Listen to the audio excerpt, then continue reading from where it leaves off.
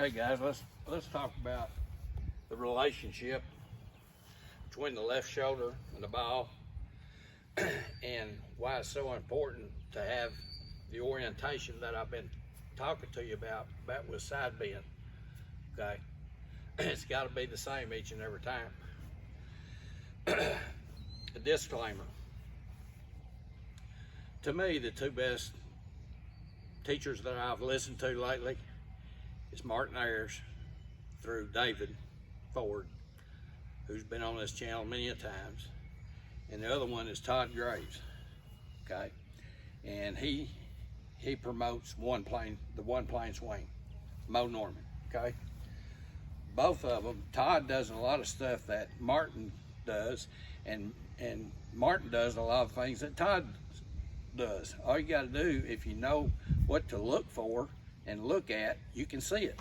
They may not say it the way that it's been said, but they're doing the same thing. They got breaks, they got all that stuff. Both of them do. All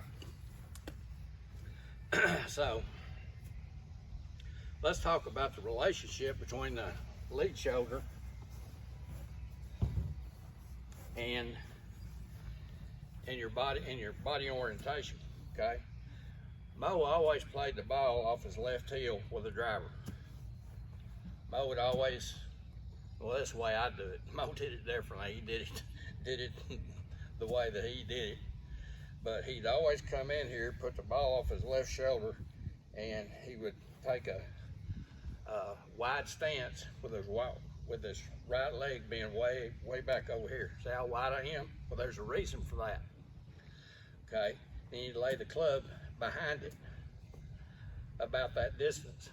I'll go into that later. But what I want you to recognize is, where's my lead shoulder? My lead shoulder, if you drew a line from my lead shoulder to the ball, is probably right on top of the ball, or maybe a little bit inside from where I'm viewing. Now, and this is all a straight line. Okay, there's no shaft lean here. Now, when he went to impact, which was here, you still had this straight line, and that was his impact position with the trail foot down and the lead foot bent. Okay, that was his driver. I'm gonna take my 7-iron, which all of my irons from the 5-iron to the pitching wedge are all the same length, so I don't have any problem setting up with it because they're all the same length. What's the relationship? The relationship is, and the big difference that Hogan and Mo had was, Hogan always played the ball off his left heel no matter what he was hitting. All he did was adjust his foot either back and farther or up and closer. Mo had another ball position that was from here to about 5 inches behind the ball for his irons. Okay, and his reference was his lead shoulder. Okay, and I'm just going to demonstrate this to you and show you. Let's say, okay, Mo came in there, say he's going to hit 7-iron. He'd come in here like this. He'd put the club behind the ball. He would now move the ball back in his stance about 1 inch or 2, okay, with his iron, with a 7-iron. It's not on his heel now, okay. He'd lay the club down right behind the ball, and now look what you see. This left shoulder is now ahead of the ball. That's your pivot point, okay. You don't want it behind the ball or even with it. You want that pivot point in front of the ball. Now, can you see the shaft lane? And when he came through on his impact position, he had the shaft lane and everything else. Straight line, shaft lane. You can see the shaft lane from in the impact. You can even see it from here on a setup because he had the lead shoulder ahead of the ball. Now, let's take a 58 degree.